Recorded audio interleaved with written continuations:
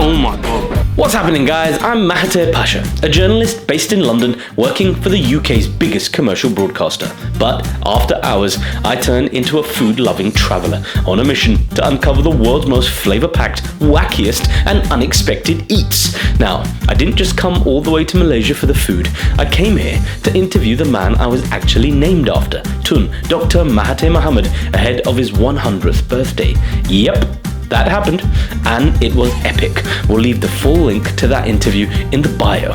But while I was here, I couldn't not dive into Malaysia's legendary food scene, the colours, the culture, the flavours. I mean, how could I resist? So, welcome to Cuisine in Malaysia, my latest series right here on the channel. Let's get into it.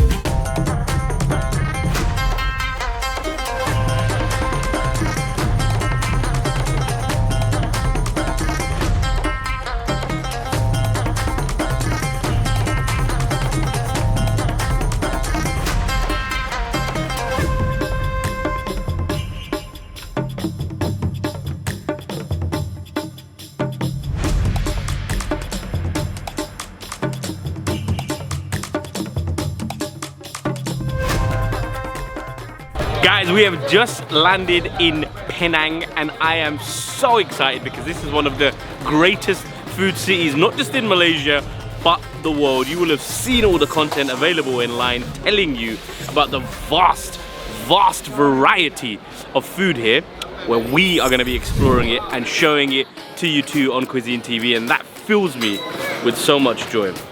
There's influences from India, influences from China, and of course the Malay influence too, all amalgamate to create a unique food experience here in Penang. And the first place we are going to start this epic episode off is none other than Gemas Road Brothers. This place has been here since 1992 and has been serving the locals Roti Canai in its most elite form. That's of course that pastry-like roti, or kind of like a paratha that's made with layers, and the way they make it is incredible. They flip it up and down almost like an Eastern pizza, and they lather it in so much sauce and then add meat to it. It could be chicken, it could be beef, it could be mutton, it could be egg. And guys, honestly, it is synonymous with the culinary scene here, and I cannot wait to tuck in. Let's go. How you feeling? That's all you're getting. So we've got two of the options here. We got one mutton and we got one chicken, and the special versions come topped off with a slice of the plastic cheese, a fried egg, and the garnish is incredible. There's pickled red onions on there too, as if this isn't going to be enough of a flavour bomb. They've gone and done that. Now let's go. This is a sweet mess. I'm going to get a little bit of egg, some of the cheese, and it's just on a bed of that fluffy roti. And I'm going to get some onions too. Here we go.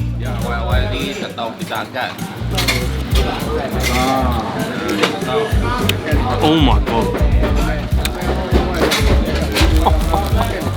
You actually can't make this stuff up. I mean, that is insanely spicy. I was not expecting it to have that much of a kick, but it is absolutely delicious. The roti or the paratha effectively just absorbs all those flavors like a sponge. And when you bite into it, it all explodes in your mouth. Those pickled onions are brilliant. Just took a double take there because that was so spicy that I needed to go again to get the flavor. I'm gonna try the chicken one next. Let's get a little bit of that chicken, some of that sauce, a little bit of the roti. It's quite difficult to eat this in a way that's not completely messy.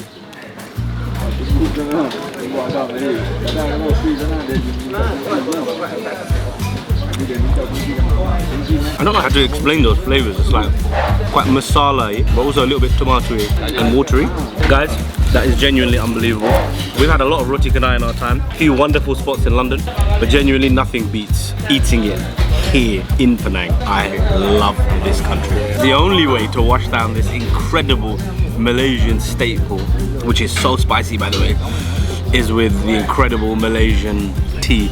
This is the legendary Tarik. Watching them make this thing is phenomenal. They literally use the cream or the condensed milk can to support the process. You can see the guy pouring the tea into the can, shaking around in the can, back in, and then they end it with a swathe of ice. That hot tea becomes an ice drink. Let's go.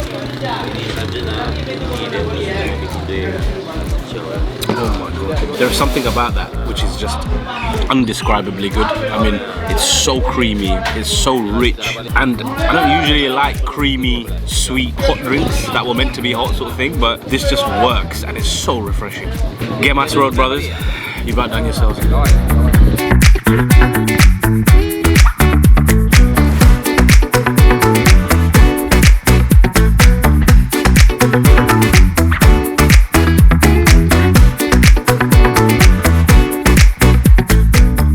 We have Char Kway Teow. Char Kway is charcoal, pan-fried, stir-fried noodles, and Teow is the noodles. They also have it in a square sort of pasta form, but we've gone for the noodles with prawns. Let's go. Bean sprouts.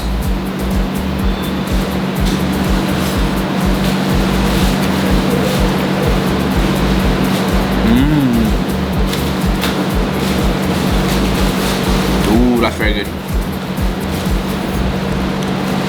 Smells unreal.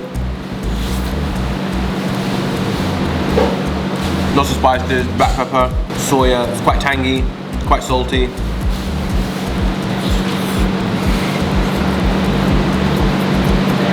Very good noodles. Char Kway Teow. I'm not quite sure how you pronounce it, but basically society is broken down into largely three big ethnic groups. You've got the Chinese Malays, you've got the Indian Malays, and you've got the ethnic Malays. The Indians and the Chinese are considered minorities, but they are significant in their numbers and their influence on society and how embedded they are in the customs here.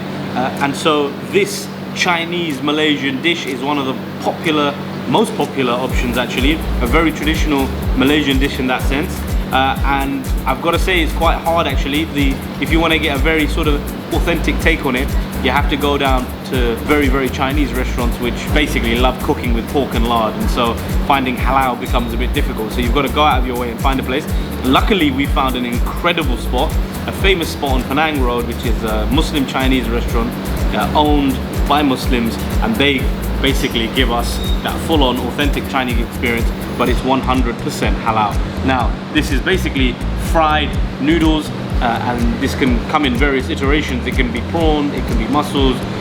In this case we've got the prawn version, and there's a bit of egg in there and a little bit of that soy alongside some spring onion shoots as well. Here we go.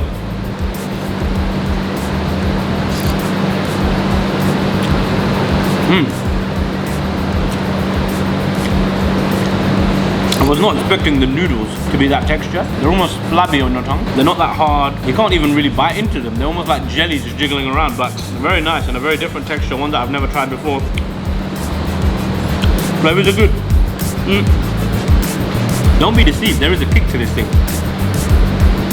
Wow, bean sprouts coming through as well. Beautiful, wonderful taste of Malaysia. Now I was under the illusion that there was only prawns in it, but that's not the case. There's also oysters. So let's get a bite of this oyster. Oh, you know what? I think oysters don't get the respect they deserve. There's a lot of people, particularly in my friend group, one example being the mug behind the camera, Ahmed Algerian. They're always just like, oyster, yeah, they look down on it like it's something. Oysters are unbelievable. They're so delicious. And when you cook them nicely, they're wonderful. The texture is great. I don't understand what the fuss is about them. So yeah, those oysters, delicious. Prawn, delicious. Wonderful taste of Malaysian Chinese food. Where to next?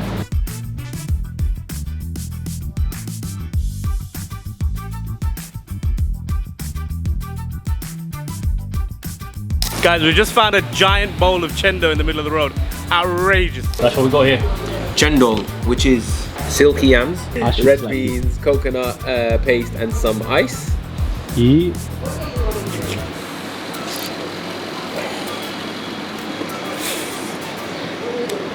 Chendol, man. Honestly,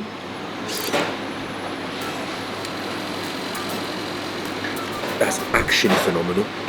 Really? Actually phenomenal. Genuinely. Why? What's so good about it? One, it doesn't have durian in it, like the last time you made me try it. Fair enough. Milky, like just a hint of sweetness coming in the ice cream or the coconut or the milk. The red beans actually banging. Oh, chendol.